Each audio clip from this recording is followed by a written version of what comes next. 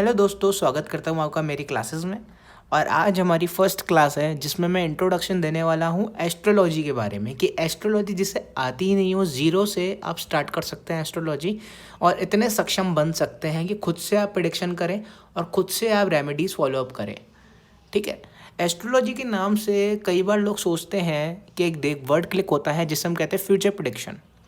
Astrology आजकल हर कोई अपने अपने तरीके से करता है। एस्ट्रोलॉजी या फिर फ्यूचर प्रेडिक्शन निकालने के लिए बहुत तरीके इस्तेमाल किए जाते हैं, जिसमें से सबसे पहला जो मेथड है वो है वैदिक एस्ट्रोलॉजी, जो मैं आपको आज सिखाऊंगा। ठीक है। दूसरा फिर आता है टैरेट कार्ड रीडिंग।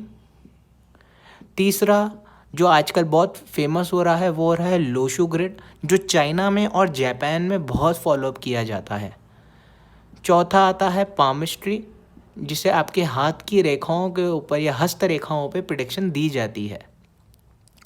फिर आता है आपका फेस रीडिंग, जिसमें आपके चेहरे की लाइनों को देखकर प्रेडिक्शन दी जाती है। और अन्य और भी ऐसी चीज़ें हैं जिससे हम देखकर आपका प्रेडिक्शन कर सकते हैं। लेकिन जो वैदिक एस्ट्रोलॉजी या फिर हम जिसे कुंडली देखकर जो हम प्रेडिक्शन करते हैं वो बहुत एक्यूरेट होती है। तो चलिए आज हम आपको बताते हैं कि वैदिक एस्ट्रोलॉजी कैसे पढ़ी जाती है, कुंडली क्या होती है, कुंडली के 12वें भाव या जितने भी भाव होते हैं वो क्या दर्शाते हैं, और 9 के 9 जो प्लैनेट्स रहते हैं उनका क्या सिग्निफिकेंस रहता है। तो चलिए आगे बढ़ते हैं। तो चलिए दोस्तों, अब हम जानते हैं कुंडली के बारे में। कुंडली क्या होती है? कुंडली एक ऐसा चार्ट है जिसमें 12वें घर बने हुए रहते हैं, 12 घर बने हुए रहते हैं और हर एक घर की अलग अलग सिग्निफिकेंस होती है। जैसे अगर मैं बात करूं कुंडली, तो कुंडली बनाने के लिए एक रूल अपनाया जाता है जिसे हम कहते हैं RCD रूल। ठीक है जी। आपको बताते हैं, R मीन्स रेक्टेंगल, आप एक रेक्टेंगल बनाइए। C मीन क्रॉस, क्रॉस बनाइए। D मीन्स डायमंड, तो आप एक यहाँ से डायमंड का शेप बनाइए। तो ये बेसिकली कुंडली इसे मानी जाती है। कुंडली का जो ये भाव होता है इसे हम कहते हैं first house, second house, third house, fourth house, fifth, seventh, eight, 9, 10, 11 and 12। ठीक है जी। तो ये 12वें घर या फिर 12 घर क्या क्या दर्शाते हैं? फर्स्ट हाउस जो आपका क्या बताता है, आपकी हेल्थ बताता है, आपका नेचर बताता है। आपके हेल्थ इश्यूज फर्स्ट हाउस से ही देखे जाते हैं। सेकंड हाउस, सेकंड हाउस हम देखते हैं सेविंग्स, आपकी family. Third house, third house से देखा जाता है आपका पराक्रम, आपका स्टेटस, आपकी रिस्पेक्ट, आपका नेम, फेम, वो थर्ड हाउस से देखा जाता है। फोर्थ हाउस, फोर्थ हाउस से देखा जाता है हमारी माता के लिए हमारा क्या रिलेशन है, माता से कैसा रिलेशन रहेगा, मदर से कैसा रिलेशन रहेगा।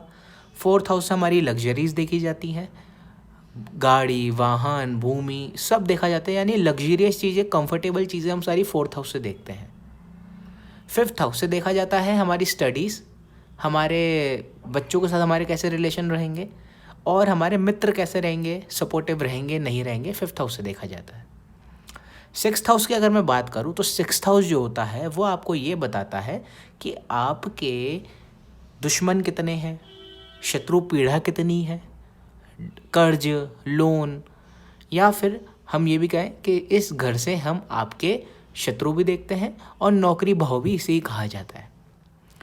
सप्तम भाव यानी सेवेंथ हाउस, यहाँ से आपकी मैरिज लाइफ, स्पाउस से कैसा रिलेशन रहेगा और आपके लिए ये बिजनेस हाउस भी कहलाता है। एट्थ हाउस से देखे जाते हैं सडन गेन्स, एज, डेथ और कई बार सडन लॉसेस भी एट्थ हाउस आपको करवा देता है।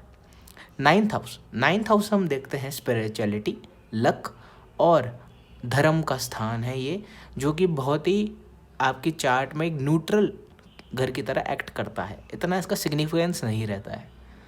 10वां घर यानी पिता भाव और कर्म का घर, यानी कितने एफर्ट डालने के बाद आपको फल मिलेगा, ये 10वां घर बताता है।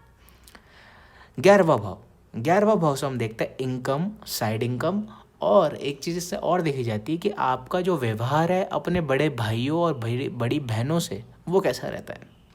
12वां घर, 12वां जो घर रहता है यानी ये वाला जो घर, ये जो रहता है इसे ब्लैक होल कहा जाता है कुंडली का। क्यों? क्योंकि जब भी खर्चे होते हैं हमारे, तो कई बार ऐसे खर्च हो जाते हैं जिसे हम कहते हैं व्यर्थ के खर्च, तो वो बार बार भाव करवाता है। अगर आपका 12th हाउस खराब है तो ये चीज़ें होती हैं, यानी इधर जो भी पैसा जाएगा वो कभी लौट कर नहीं आएगा। ठीक है, इससे हम सेक्स लाइफ भी देखते हैं, बेड प्लेजर भी देखते हैं। तो ये कुछ था कुंडली के बारे में कि कुंडली के घर क्या क्या दर्शाते हैं। अब हम बात करेंगे प्लैनेट्स के बारे में।